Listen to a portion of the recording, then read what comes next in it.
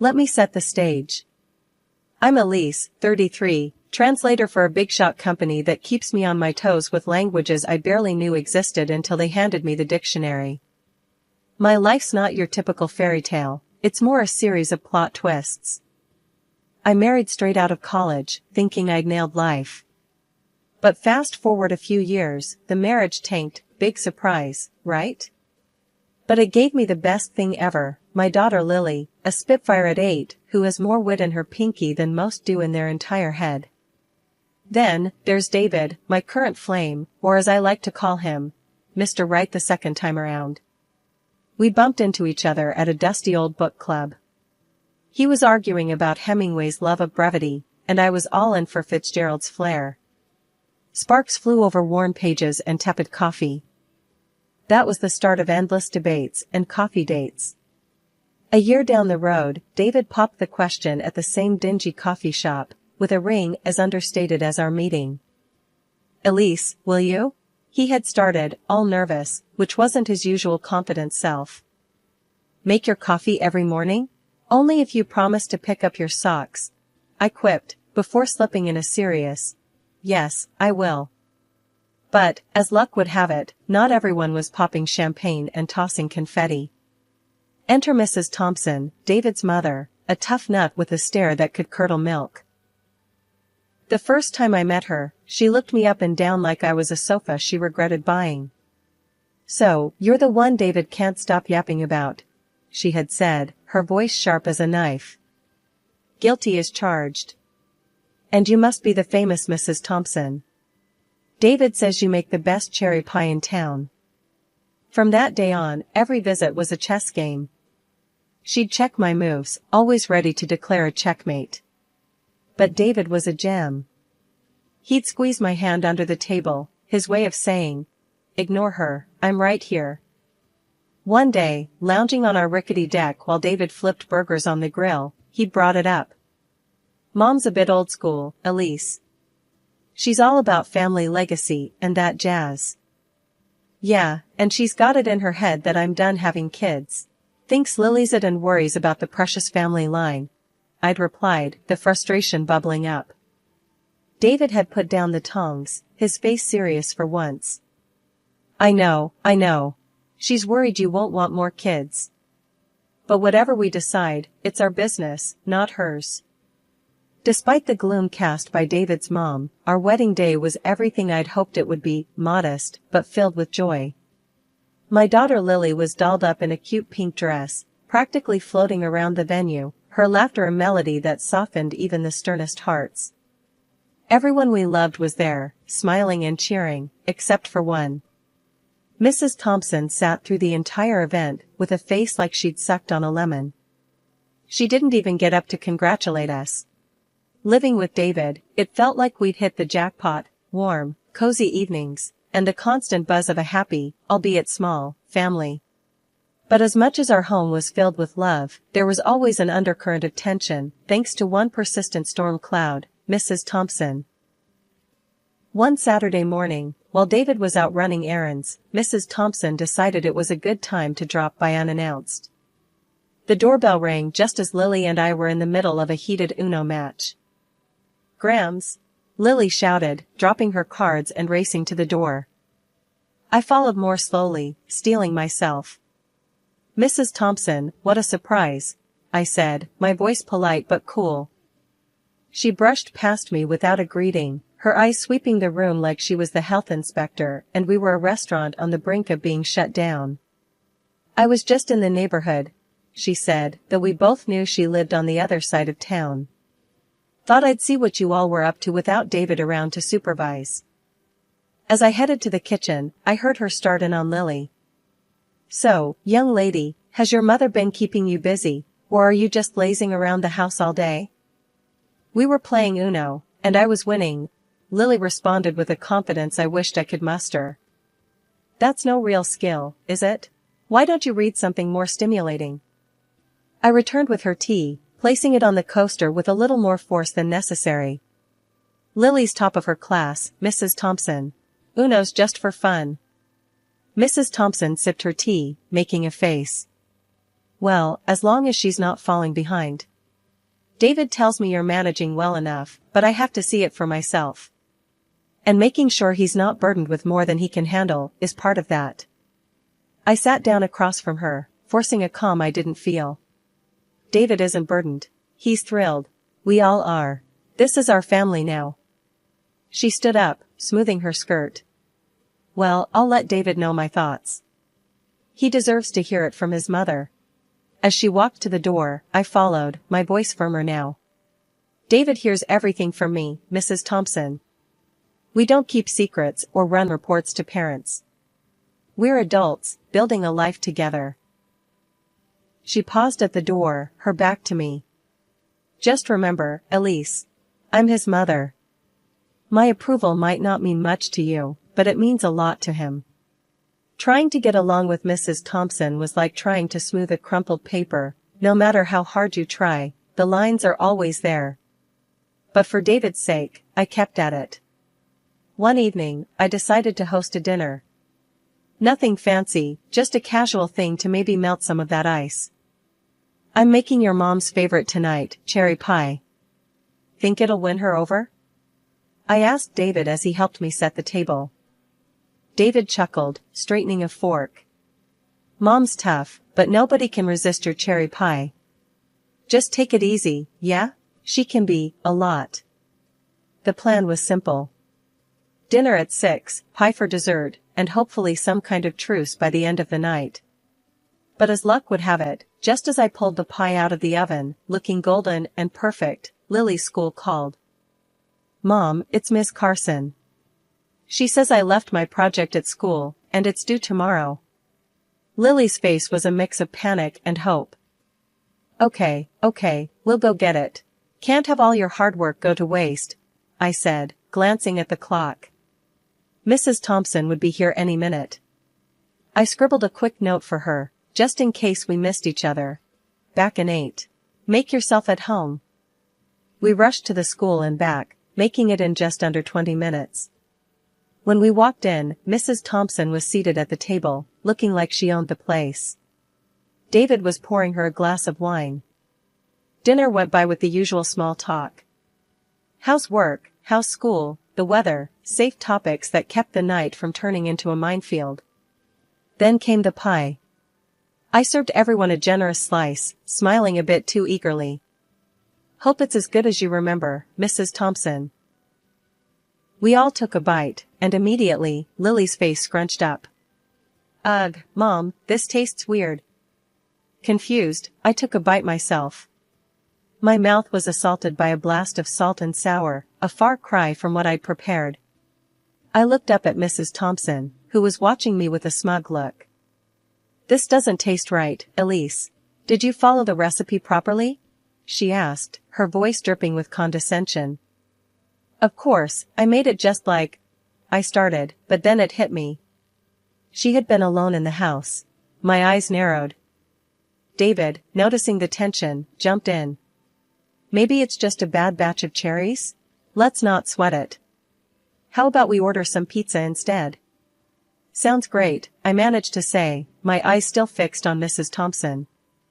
After David went to order the pizza, Mrs. Thompson leaned in close and whispered, Maybe next time you'll think twice before leaving me alone in your kitchen. I was stunned.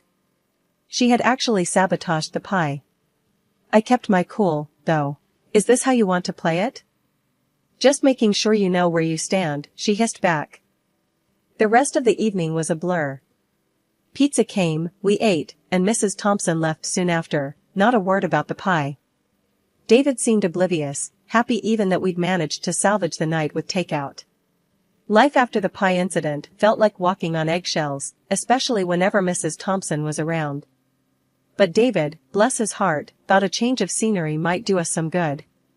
So, out of the blue, he comes home one evening, all smiles, waving a set of plane tickets, like he's won the lottery.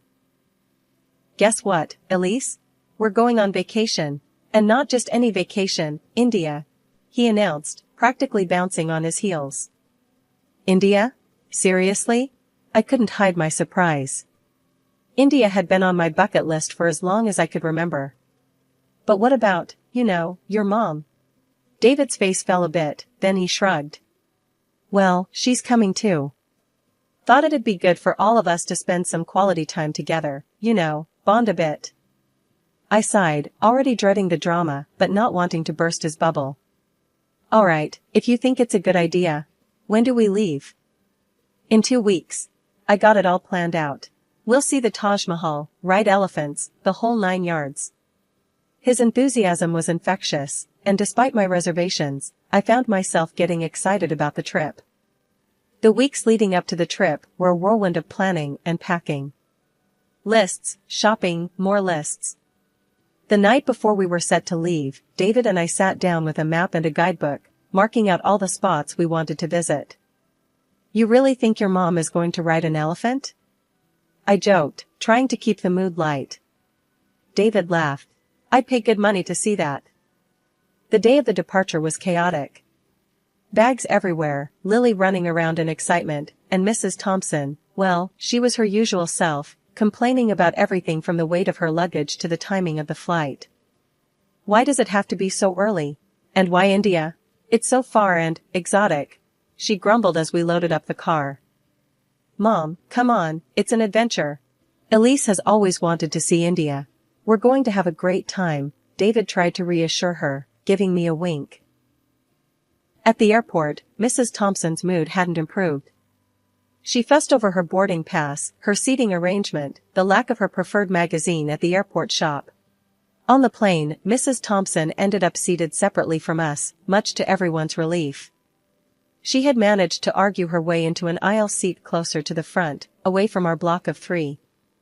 As we soared above the clouds, heading towards an unknown experience, I couldn't help but wonder if this trip would bring us closer together or drive a deeper wedge. But ready or not, India awaited, and with it, a journey that was sure to be unforgettable. India was nothing short of an eye-opener, colors, chaos, and smells that could knock you sideways if you weren't careful.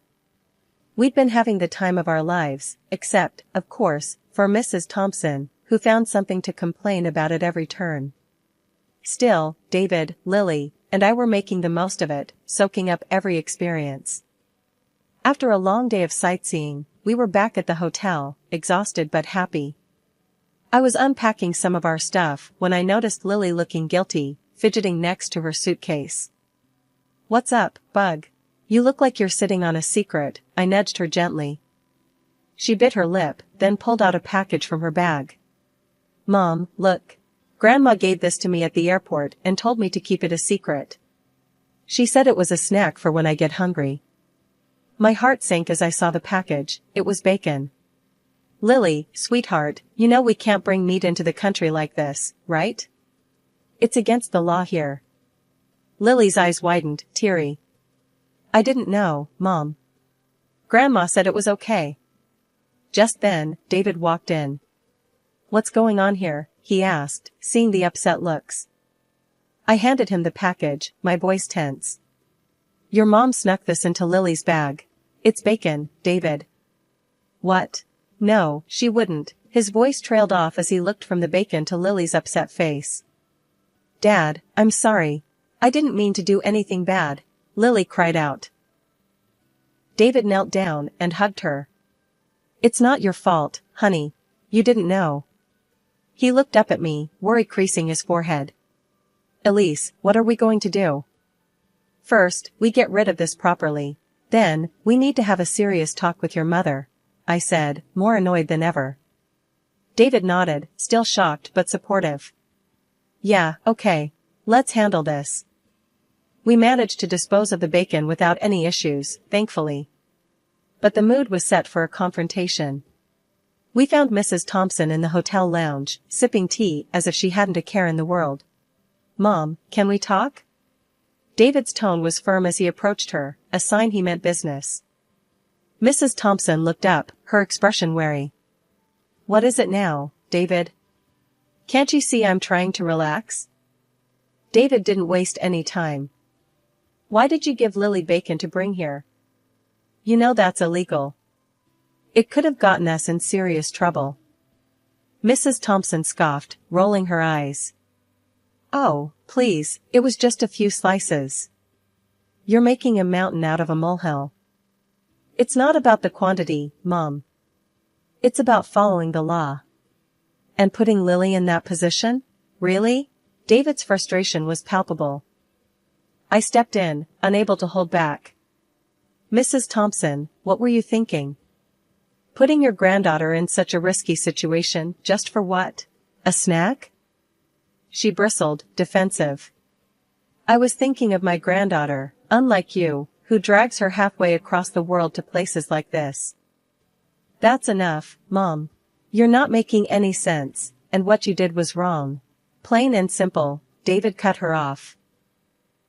The conversation went around in circles for a while, with Mrs. Thompson refusing to see reason. But David stood his ground, and I couldn't have been prouder. Later that night, in our room, David apologized for his mother's behavior again. I'm sorry, Elise. I never thought she'd go this far. It's not your fault, David. But we need to be more careful with her. Who knows what else she might pull, I said, the day's events weighing heavily on my mind. David nodded, pulling me close. We'll handle it, together. No more secrets, no more sneaking around. We're a team, right? Right, I agreed, feeling a bit better knowing we were in this together. Still, as I watched Lily sleep peacefully, unaware of the storm her grandmother had almost caused, I knew this trip was going to be more than just a vacation. It was a test of our family's resilience. Our trip to India turned out to be way better than I feared.